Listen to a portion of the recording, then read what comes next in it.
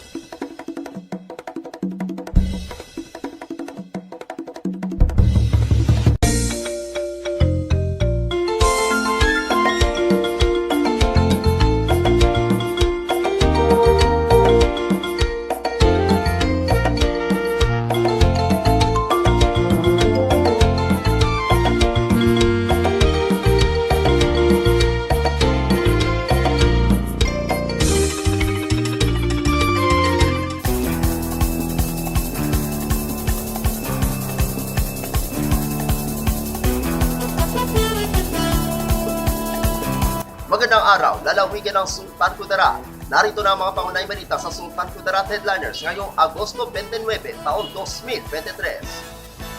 Basketballistang na si Mandera patay ng makuryentehan sa lungsod ng Tacuro. Narito ang ulat. Dead on arrival sa paggamutan ng isang basketballista matapos umano itong aksidenteng dumikit sa poste ng ilaw kagabi sa Purok Ilang-Ilang, Barangay New Isabela, lungsod ng Tacuro. Ayon sa impormasyon, kinilala ang nasawing basketballista na si Ronald Madera, nasa 80 gulang, may asawa at naninirahan sa nasabing lugar.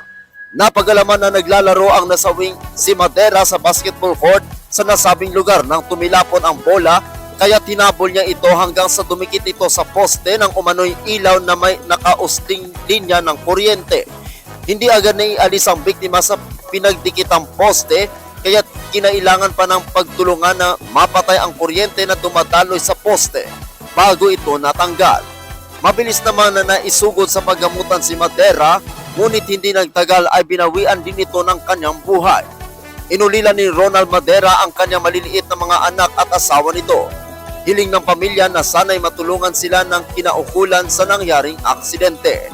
Ako ang inyong kaibigang Apolinario Terdi Valencia para sa Sultan Kudarat Headliners. Kaarawan ko, ngiti nyo, umarangkada sa lalawigan ng Sultan Kudarat. May ulat ang ating kaibigang Ana Kanilaman. Muli na namang naghatid ng kasiyahan at bagong pag-asa ang kapulisan ng 1st Sultan Kudarat Provincial Mobile Force Company nang muli nilang isinakatuparan ang kanilang best practices na Kaarawan ko, ngiti nyo. Sa mahigit 200 kabatang mag-aral sa Upper Bunawan Integrated School, Barangay El Bebe, Bayan ng Colombio, lalawigan ng Sultan Kudarat. Ayon kay Police Lieutenant Colonel Roy Patriarca Romualdo, First Commander ng 1st Sultan Kudarat Provincial Mobile Force Company, ang naturang aktibidad ay pinangunahan ni P.Maj Arnel P. Legada, Deputy Force Commander, katuwang mga kasapin ng makasining lahi ng lungsod ng Tacuro or LGBTQ. Company Advisory Group for Police Transformation and Development at BLGU Bebe. Gaya ng nakasanayan, mga masusustansyang pagkain at libreng gupit ang inihandog ng mga nasabing grupo sa humigit 200 mag-aral na naturang paralan. Maliban sa kanilang pinaabot na tulong, ibinahagi rin ng kapulisan ang kanilang kaalaman patungkol sa mga batas na pumoprotekta sa ating mga kabataan at kababaihan. Pasasalamat at ngiti naman ang ganti ng mga benepisyaryo sa natanggap nilang tulong. Giit naman ni Police Lieutenant Colonel Romualdo ng 1st SKP MFC ay patuloy na maghatid ng kasiyahan at ngiti sa bawat mamamayan, kasabay ng pagpapanatili ng kapayapaan, seguridad at kayusan sa komunidad. Para sa uling balita, Lacson, nakahain na rin ng COC para sa pagiging punong barangay Kalean sa lungsod ng Tacoro. May ulat ang ating kaibigang Pericles Apicustiniani. Nakapaghain na rin ng kanyang Certificate of Candidacy o COC si Kalian Punong Barangay Rapi L. Lacson noong gabi ng Lunes, ika-28 na Agosto taong kasalukuyan. Tatakbo si Punong Barangay Lacson bilang punong barangay ng Barangay Kalian, lungsod ng Tacrong, lalawigan ng Sultan Kudarat. Kasama ni Lacson sa paghain ng COC ang kanyang may bahay at mga kasamahang pambato sa Barangay Kagawad. Ang kasamahan ni Punong Barangay Lacson na kasamang naghain ay sina Michael Barrera, Noe Peñol, Norberto Villones, Rino Ducson at ang mga incumbent na sina Kimberly Pampag, Nida Mitilan at Salvacion Apod na magpapipili bilang mga barangay kagawad.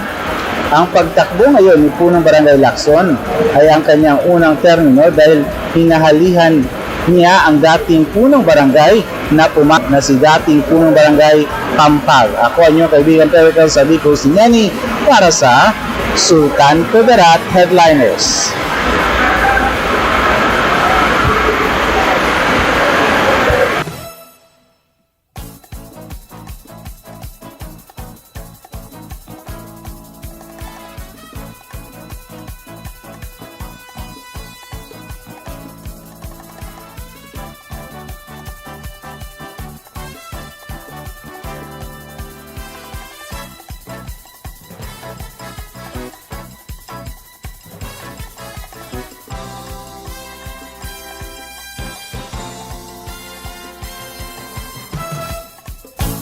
At yan ang kabuuan mga balita sa araw na ito.